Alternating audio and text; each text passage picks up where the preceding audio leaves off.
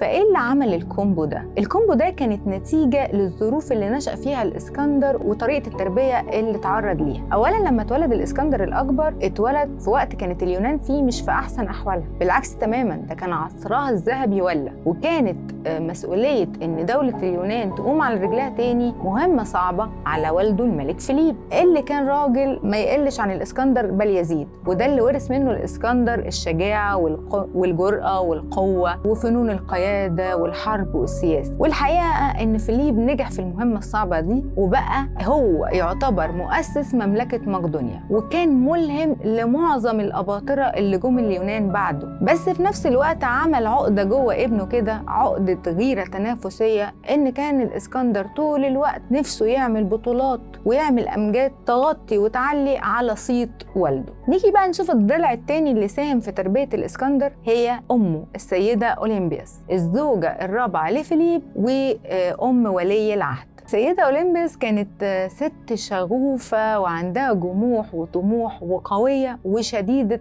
الذكاء، وفي نفس الوقت غامضة. كانت ست بيقولوا عنها إنها لا يستهان بيها على الإطلاق، ومن طموحها وجموحها وإنها عايزة تحمي مصالح ابنها كواريث للعرش، طلعت إشاعة كده وقالت فيها إن ملك الآلهة تجسد ليها في صورة أفعى، والأفعى دي هي السبب في حملها. كل ده عشان تغرس في نفوس الناس إن الإسكندر ابنها ده ممكن يبقى ابن إله، وساعتها لما يكبر يبقى الملك الذي لا يهزم. مين هيقدر يهزم ابن الإله؟ وفي نفس الوقت ربت جوه ابنها فكرة إنه ممكن يبقى مش بشري وممكن يبقى خالد مخلد، والفكرة دي كان مفتون بيها الإسكندر. واكتمل الثالوث المرعب ده بقى مع المعلم اللي اتربى وتلقى على ايديه الإسكندر الفنون والعلوم والطب والفلسفة، اللي هو كان أرسطو.